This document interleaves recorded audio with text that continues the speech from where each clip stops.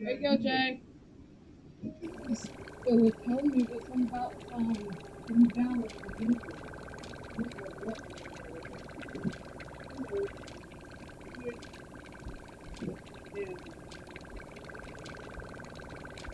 What is up? Today we're about to pass tonight, and I know I was kind of a bummer like really good second night last time, and I know you probably call me a scaredy cat. I get after that I will be. This time I'm actually gonna try it. And hope I don't get terrified again. Let's do this. Why won't you open? Hello? You not tell Jeff? Wait just a minute. Do you have this? I think I might have forgot to send part of this down. No. But it's not letting me continue, so that means I might have to do it.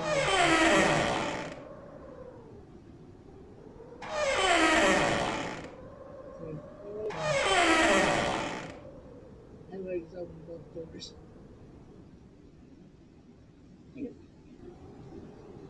Oh, now we're back to the snowman. I'm gonna try and get that up.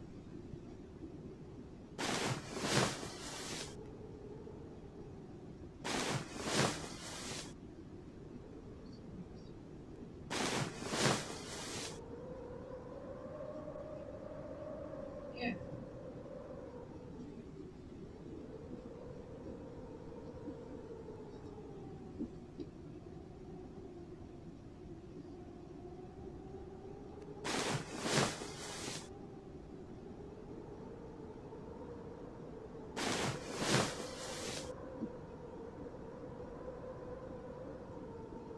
Wait, one, two,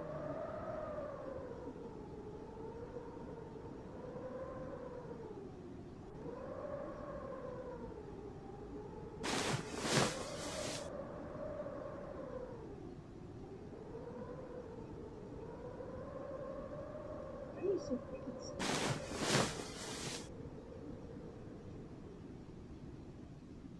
Okay. That was straight. No, no, no. Let's straight. Ah, what the heck is going on?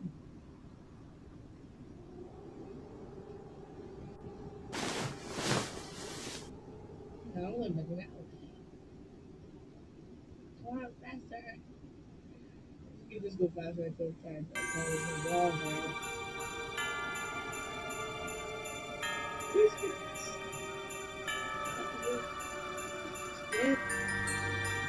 I really wanted to go through this again. Just I'm trying to get the same thing. I have to go through this again. Oh my gosh, the channel is like, what? So this is kind of like, it's already something.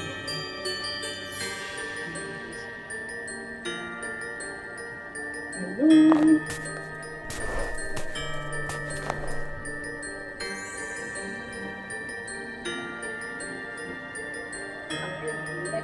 Let us do this.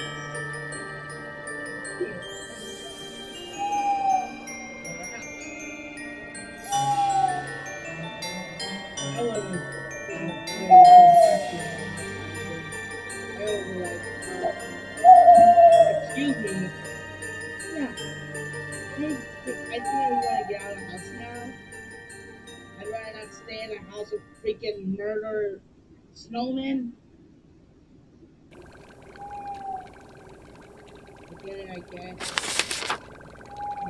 My tapes. Now I just go get the flashlight. Don't stay up too late, okay? You've got your first day at school tomorrow. And no listening to those horror stories anymore. You know they give you nightmares. Sweet dreams. Love you. He's freaking not even real. You can't even see her. Why is that, huh? Huh? You're not real. Anyways,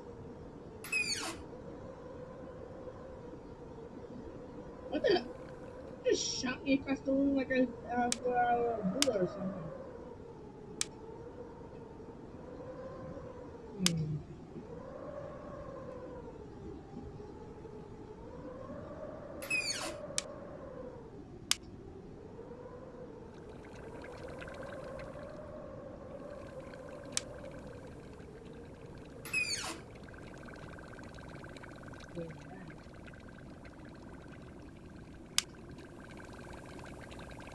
Yeah,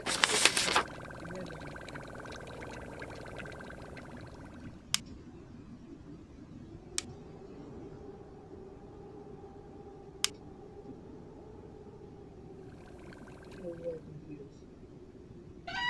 Wait, no, wait.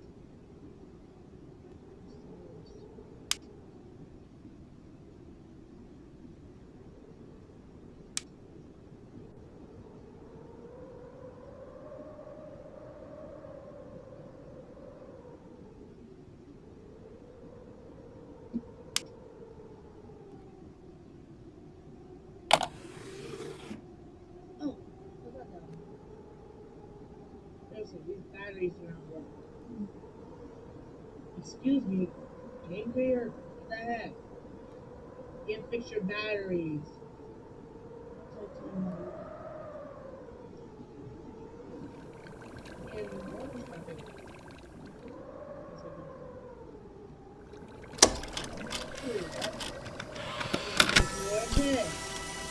Frosty Nights, Chapter 1.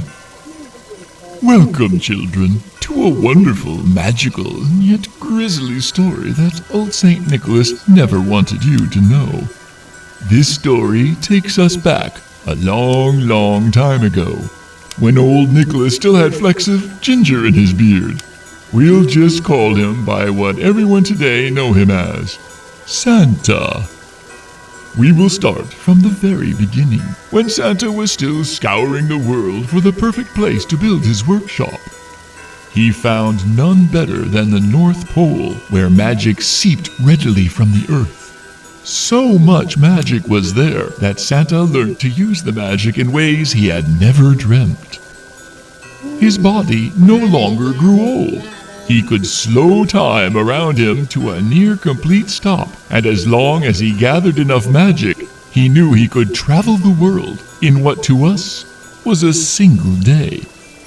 Even slowing time as he could, Santa quickly realized to make enough toys for every child in the world would take him far too long. So Santa placed his hands into the snow and called to Mother Nature herself for help. Mother Nature was gentle as she was wild. She saw the kindness in Santa's heart and agreed to help by melding Santa's magic and Mother Nature's spirit into the snow itself. The first of the snowmen bubbled up from the ground like liquid snow, yet unmoving and lifeless just as the snowman we know today. Mother Nature seemed to pause, before then placing a carrot for its nose. You see, everything that is alive requires a small part of life to begin with. The acorn for the oak tree, the egg for the red robin, and the love of a mother and father for humanity. The carrot twitched, and ever so slowly eyes within the sphere of snow began to appear, and opened for the first time.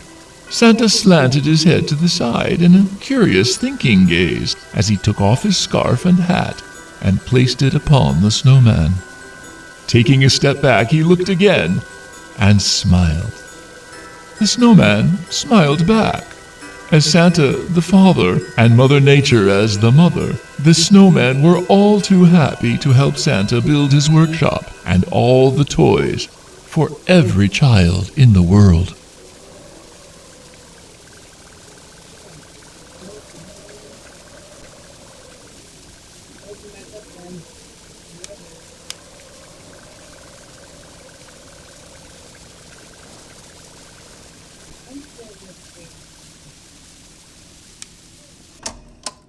Oh, now it does.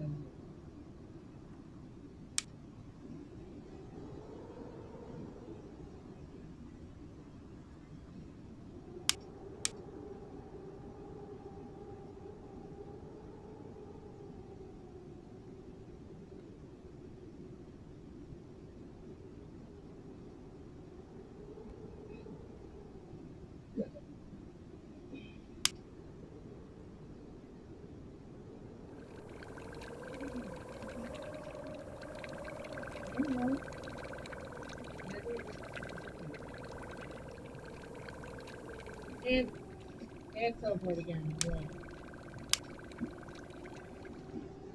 Hey, Mom, you wanna watch me?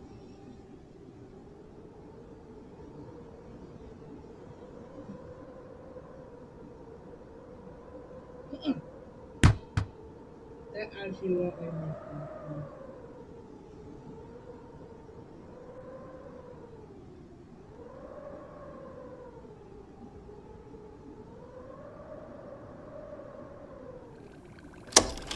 There we go. Chapter 2. Many years had passed, and children throughout the world had Christmas within their hearts. Santa had delivered toys year after year to the children of the world, and the world was a better place for it. However, there were children who were not happy with Santa's toys alone, and demanded more and more. The parents of many of these children succumbed to their child's wishes and began to buy more and more as each year passed. Each year, more and more trees were getting cut down. Toy factories could not keep up with the demand, and forests were not being replanted and regrown as Santa did with his magic. Mother Nature watched as the birds, squirrels, deer, bears, and countless more of her children were left homeless and died. Mother Nature once saw humanity as her children, but each year as the destruction for toys carried on, she became more and more furious. Santa understood Mother Nature's anger and tried to make amends by creating the naughty list. Any child who was undeserving would not receive Santa's toys, and the spare magic from making those toys would be given to the forests of the planet to help grow and recover. Mother Nature was happy for a time, until even this did not offset humanity's greed. Humans, now with great machines, powered from the fossils of her most ancient children, began to pollute the air, water, the earth. Forests vanished before her eyes, and entire species began to die. Mother Nature wept for many years, hoping humanity would hear her and stop the pain they were causing. Her cries were drowned out by the drills boring into the planet, the saws biting into the trees, and the roaring of flames in engines. The pain turned to anger, and the anger to fury. Santa was helpless as Mother Nature's suffering began to warp the minds of the snowmen. One by one, they stopped working on toys and slowly but surely faded into the distance as they left the workshop behind. Santa eventually found the elves high up in the mountains that were glad to be of help to Santa. However, our story is with the snowmen and not Santa.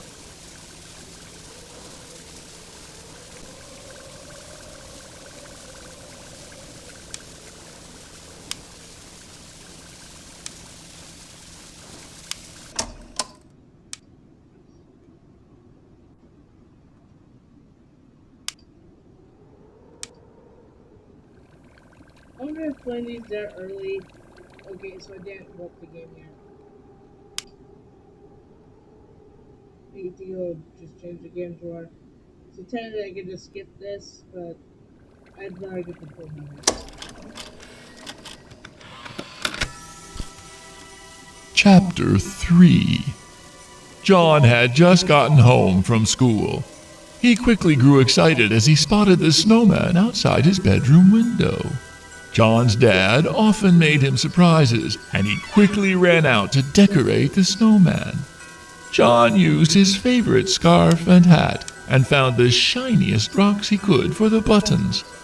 John was very proud of his decorations, and soon it was time for him to go to bed. Looking out the window, he smiled at the snowman as his eyes slowly began to close. John awoke with a chill in the air and snow on his bed. He opened his eyes to see the window was wide open. Confused and sleepy, he got up and closed the window. As he looked out, however, he noticed the snowman's hat was missing.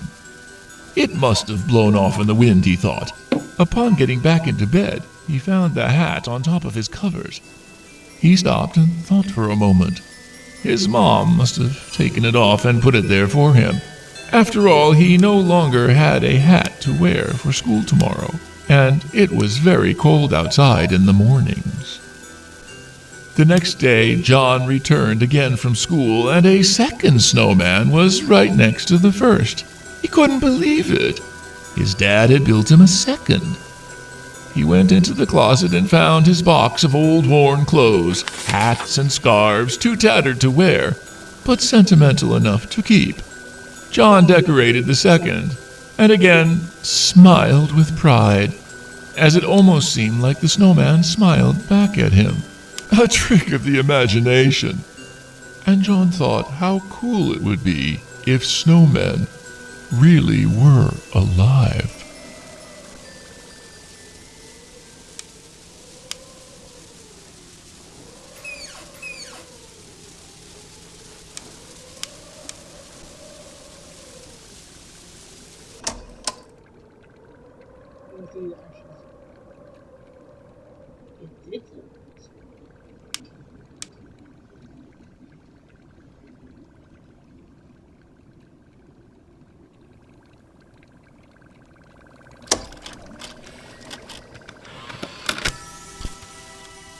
Chapter 4. The sound of snow-filled wind blowing through the room, the screech of an open window hinge as it bangs to and fro. John opens his eyes once again, tiredly shuffling out of bed to close his window. John freezes as his hand reaches for the latch. Only one of the two snowmen are outside his window. Why has someone moved it?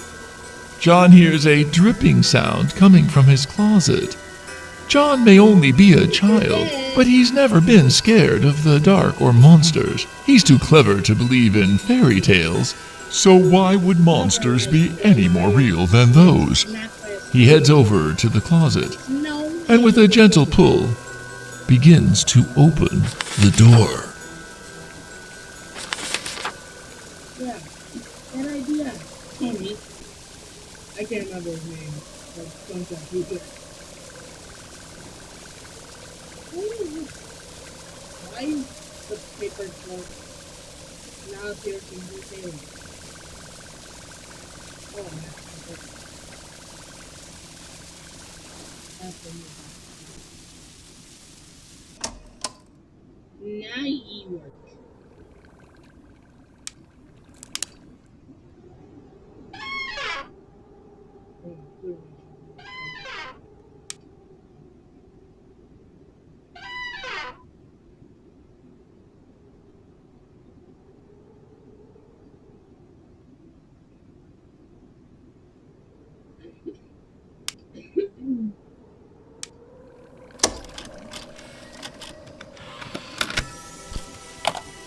Chapter 5. John's vision begins to adjust into the darkness from staring at the bright moonlight outside.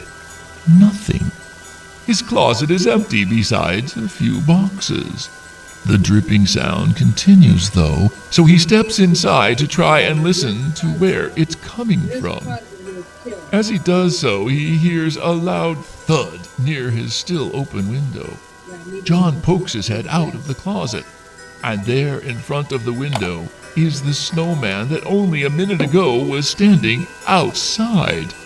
The snowman is different, lifelike, with sharp, pointed teeth and a hungry grin curling more and more to the sides as it starts to move closer. John is frozen in fear. He doesn't understand. There is no logical explanation. He slowly backs away, further into the closet. He feels something wet on his head. Drip, drop, drip, drop. As John looks up, the missing snowman is on the ceiling, holding itself up with big, branched arms. John sees the other snowman now in front of the closet, arms reaching. The closet door begins to close, and complete darkness envelops John. Rough knotted branch fingers wrap around John's head, and a gruesome snap and popping sound echoes through the room. From that dark closet, John is never seen again. The house is put up for sale shortly after. However, with the disappearance of John well known throughout the town, a young boy who suddenly vanished without a trace from his bed one frosty night, the house remained unsold and empty for many years. Until this night, in fact, which, my child, is where our story begins.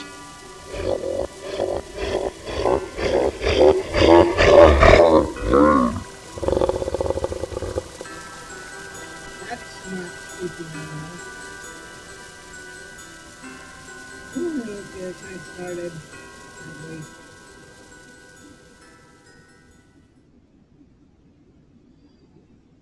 Here we go.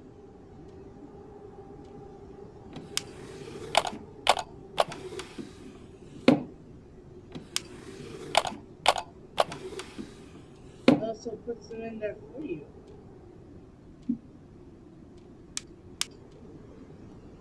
Oh, is this horrifying? I am not excited. So that's why it's happening quickens at 6 a.m. So first of all, open these windows.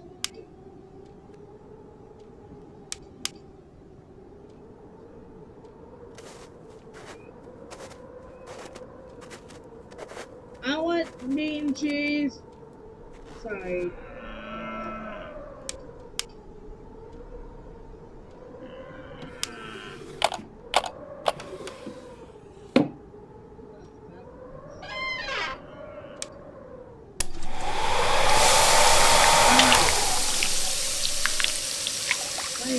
Come in. It's freaking terrifying. That's new attention to color first.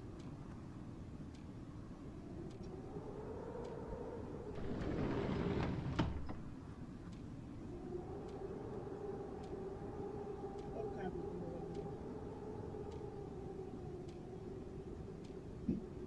The open the window.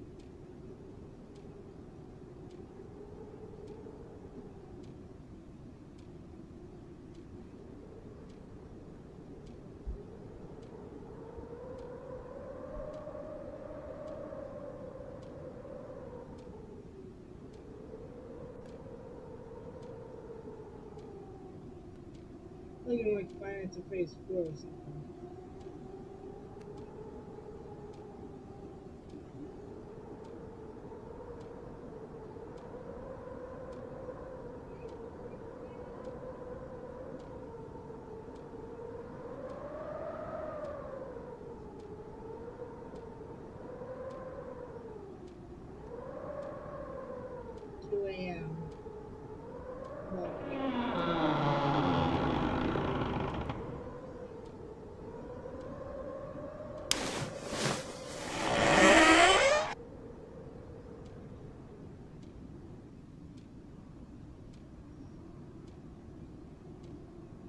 This is kind of not such a broken book.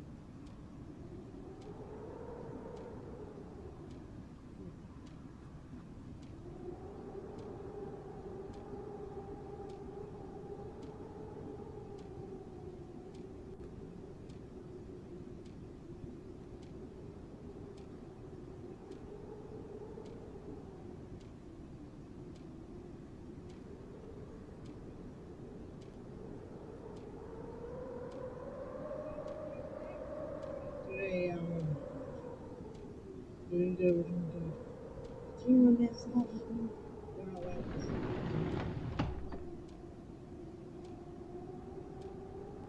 Oh my gosh, open the window.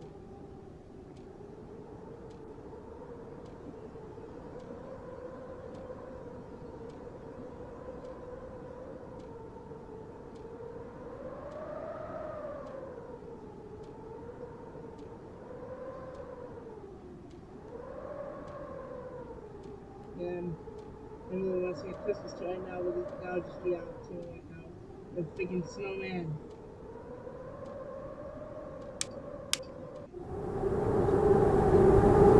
Oh, come on! Where's the freaking blizzard come? Oh, random crap, huh? Like, I know I had one of these.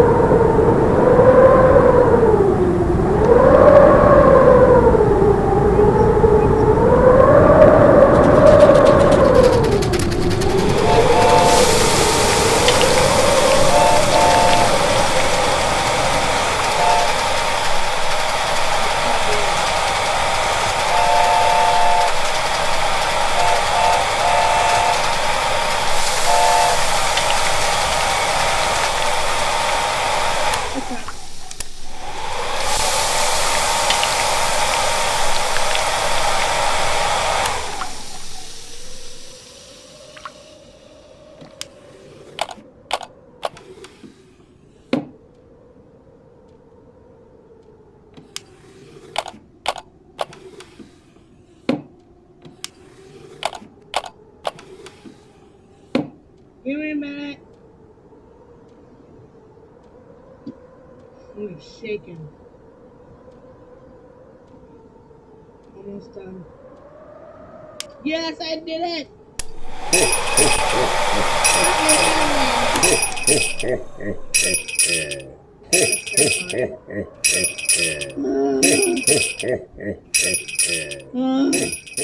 Oh my gosh.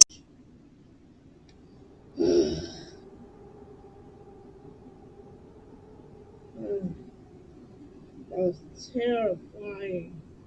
But I made it. That was actually pretty fast. That was like 3 to 4 minutes or something.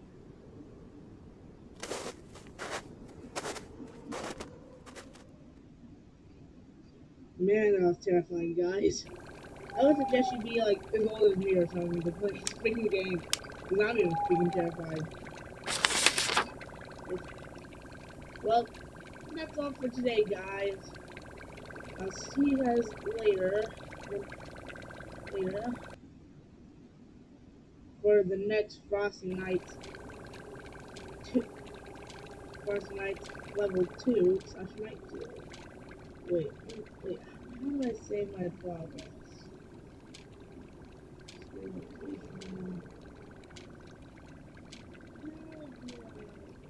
I didn't say how. I'm not sure the scene that says how to freaking. How do I save?